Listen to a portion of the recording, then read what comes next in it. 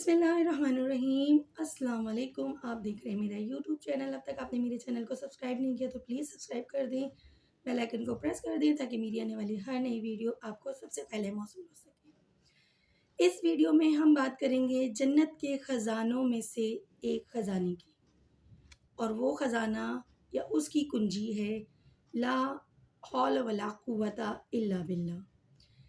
لا حول ولا قوت الا باللہ کی خاص فضیلت، اہمیت، افادیت حضرت موسیٰ اشعری رضی اللہ عنہ سے روایت ہے، نبی پاک صلی اللہ علیہ وآلہ وسلم نے مجھ سے ایک دن فرمایا، میں تمہیں وہ کلمہ بتاؤں جو جنت کے خزانوں میں سے ہے؟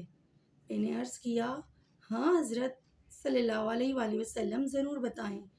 آپ صلی اللہ علیہ وآلہ وسلم نے فرمایا، وہ ہے لا حول ولا قوت الا باللہ۔ صحیح بخاری اور صحیح مسلم۔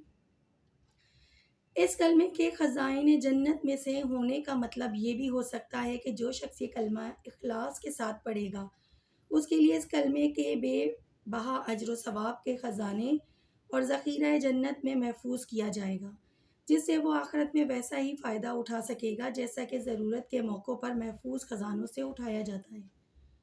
اور یہ بھی کہا جا سکتا ہے کہ حضور صلی اللہ علیہ وآلہ وسلم کا منشا اس لفظ سے اس کلمے کی صرف عظمت اور قدر و قیمت بتانا ہے، یعنی یہ کہ جنت کے خزانوں کے جواہرات میں سے یہ ایک جوہر ہے۔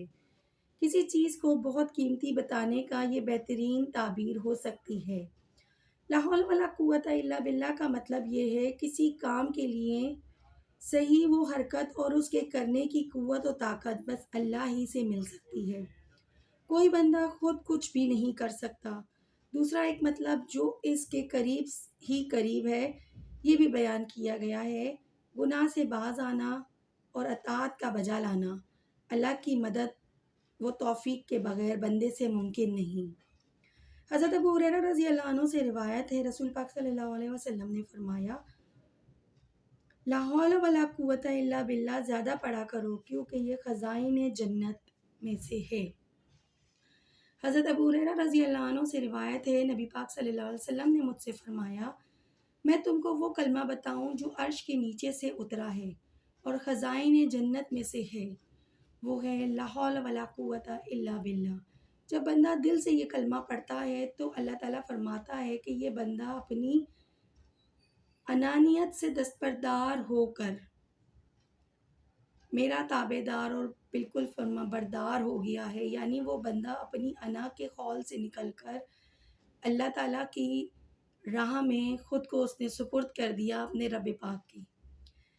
اس حدیث میں کلمہ لا حول ولا قوت الا باللہ کو خزائن جنت کے علاوہ من تحت العرش بھی فرمایا گیا ہے۔ یہ بھی دراصل اس کلمے کی عظمت کا اظہار کا ایک عنوان ہے، اور مطلب یہ ہے کہ مجھ پر اس کا نزول عرش الہی سے ہوا ہے۔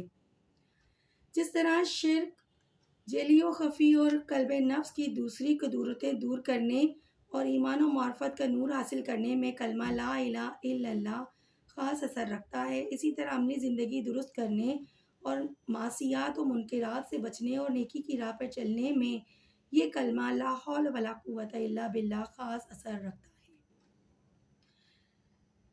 ہمیں چاہیے کہ ہم اپنے روزانہ کے معمولات میں ایک تسبیح لا الہ الا اللہ اور ایک تسبیح لا حول ولا قوت الا باللہ کی پڑھا کریں، تاکہ ہم اپنے دین و دنیا دونوں کو بہتر کر سکیں اور دنیاوی مصیبتوں اور پریشانیوں سے محفوظ رہ سکیں۔